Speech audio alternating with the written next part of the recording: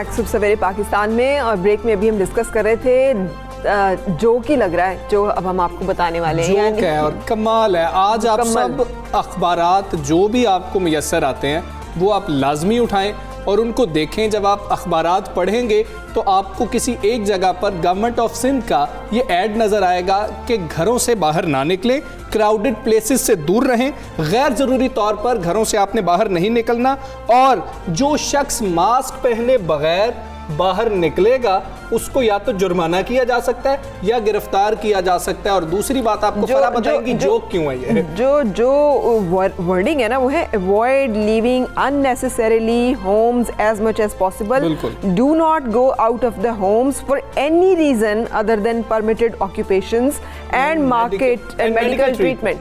सो ये इसके अलावा आप घर से बाहर ना निकलें, लेकिन जलसों में आप जरूर आएं क्योंकि वो तो परमिटेड है, वो अननेसेसरी भी नहीं है। हाँ, वो अननेसेसरी भी नहीं है। वहाँ पे मास्क भी ना हो, वहाँ पे गैदरिंग क्लोज भी हो, वहाँ पर कोई SOPs भी नहीं है। एक तरफ आप इतने पैसे लगाकर, अवाम का जो पैसा है वो लगाकर सरकारी इश्तेहारात दे रहे हैं, यानी सिर्फ लिप सर्विस, सिर्फ जिसे कहते हैं ना आप एक अपना एक फेस सेविंग, जो एक्चुअली अमली इक़दामात हैं वो दिखाई नहीं देते, वो नज़र नहीं आते। और यही बदकिस्मती और यही सियासत का दोगलापन है और यही सियासत का वो मकरूह चेहरा है जिसने आज तक पाकिस्तान की आवाम को मुतासिर किया। यही मामला स्टील मिल्स के हवाले से भी अगर हम देखें तो हमें नज़र आता है।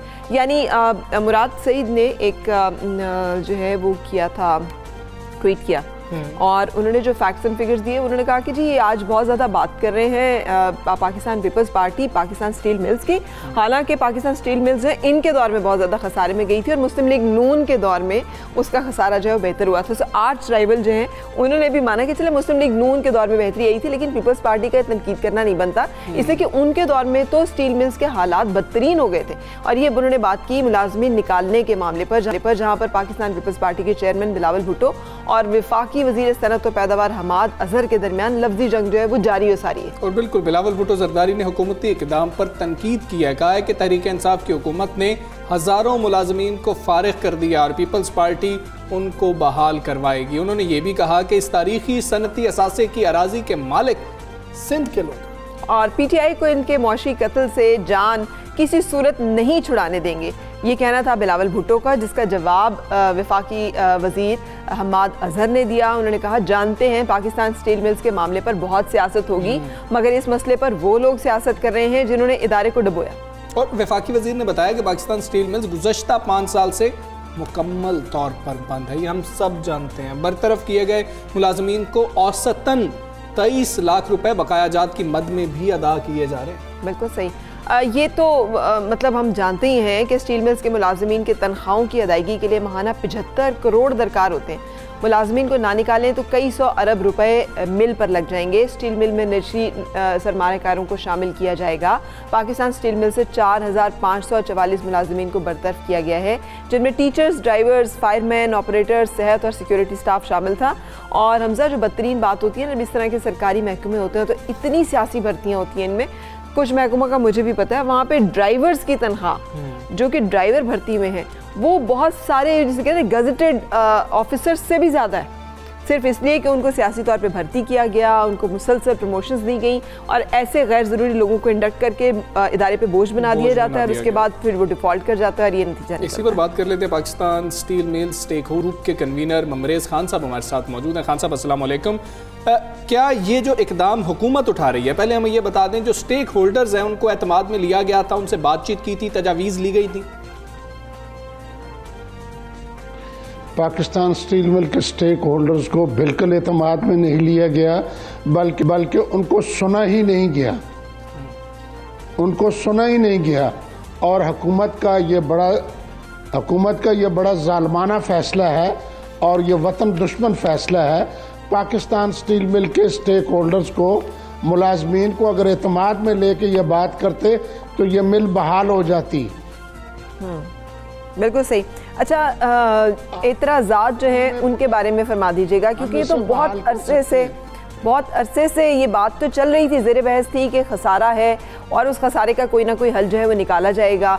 मुख्तलिफ हुकूमतें इसको टेकअप भी करती रहीं लेकिन फिर रुक जाती रहीं। अब इस हुकूमत ने टेकअप किया है क्योंकि मुसलसल उसमें सरमायाकारी जो है वो डालना पड़ता है, मुसलसल पैसे इंडक्ट करने पड़ते हैं, खसारा बहुत ज़्यादा है।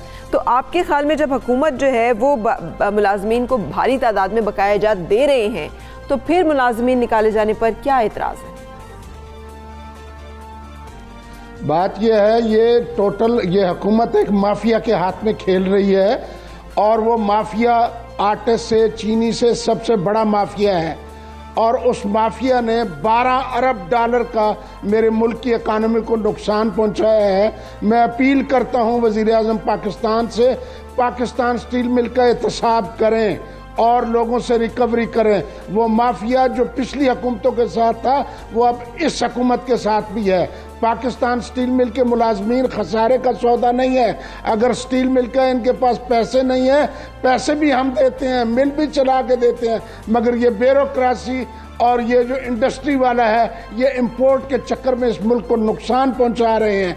ये इंजीनियरिंग इंडस्ट्री की माँ है, कंस्ट्रक्शन इंडस्ट्री में ये बहुत जो है सपोर्टिव होती है ये इंडस्ट्री। इस इंडस्ट्री को तबाह करना मुल्क से दुश्मनी है। स्टील मिल का जो मजदूर है उसका कोई कसूर नहीं। हम हुकूमत की मजम्मत करते हैं, इस फैसले की एहतजाज करते हैं और 3500 बंदा हम रखते हैं। हमारा बहाली प्लान जो हुकूमत को दिया है, हुकूमत उस पर बिल्कुल कोई तवज्जो नहीं दे रही। हमाद अजहर साहब ये कहते हैं, हमाद अजहर साहब को, वज़ीर आज़म पाकिस्तान को दावत देता हूँ पाकिस्तान स्टील में लाएं, हमारी बात सुने। सिंध गवर्नमेंट के साथ अगर कोई मसाइल है इसको सियासत की भींत ना चढ़ाया जाए, आपस में बैठ के बात करें। हम तावन करने को तैयार हैं। अगर मुल्क के मफाद में कोई फैसला होगा तो हम मान लेंगे, मगर ये प्राइवेट सेक्टर के माफिया की इजारादारी पूरे मुल्क को नुकसान पहुंचा रहे हैं। उनकी इजारादारी से बिल्कुल ठीक है। मुगलिस खान साहब ये फरमा दीजिएगा कि एक दफ़ा पहले भी ऐसी कोशिश की गई थी प्राइवेटाइजेशन के खिलाफ, आप लोग अदालत में गए थे, अदालत से रिलीफ मिल गया था। क्या इस दफ़ा भी तवक्को रख रहे हैं कि कोर्ट से रिलीफ मिल सकता है या कोई ऑप्शन मौजूद है आपके पास? इंशाल्लाह ये मिलेगा। ये कोई गोल्डन शेक हैंड नहीं दे रहे, ये रिट्रेंचमेंट और टर्मिनेशन कर रहे हैं। और जो स्टील मिल को पैसे दिए गए हैं, ये स्टील मिल पे कर्जा दिया गया है। स्टील मिल मुलाजमीन के अपने पैसे हैं, हुकूमत कोई पल्ले से नहीं दे रही। इमरान खान साहब ने वादा किया था मिल बहाल करूंगा, जनाब आरिफ अलवी साहब ने वादा किया था मिल बहाल करेंगे। असद उमर साहब क्या हुआ? हमारी बात तो सुन लो, खुदा और रसूल का वास्ता है, इस मुल्क से दुश्मनी मत करो, इस मुल्क के मुआशी मुस्तकबिल को तबाह मत करो। अगर प्राइवेट सेक्टर इतना ही एफिशिएंट है तो वो और मिल क्यों नहीं लगाता? स्टील मिल तो 5-8%। इस मुल्क में मार्केट भी है, इस मिल के अंदर पोटेंशियल भी है। कोरिया से लेकर अफ्रीका तक इससे अच्छी जगह कोई नहीं है। ये सारा इंपोर्ट टैरिफ का आज रैशनलाइज करें। मुगलिस खान साहब आपका बहुत शुक्रिया, आप सुबह सवेरे पाकिस्तान से बात करते, जो मौक़िफ़ है मुलाजमीन का या जो वहाँ पर स्टेक होल्डर्स हैं वो हमने आपके साथ शेयर किया। बिल्कुल, लेकिन अफसोस की बात यह है कि ये इदारा जो कि यकीनी तौर पर बहुत अहम है, मुसलसल खसारे का शिकार है और मुख्तलिफ हुकूमती अदवार में ये खसारे का शिकार रहा है और उस खसारे में से बाहर नहीं निकल पा रहा, जो कि एक लम्हा फ़िक्री है हम सब के लिए। ब्रेक के लिए रुकना हमने और ब्रेक के बाद फिर आपसे मिलते हैं।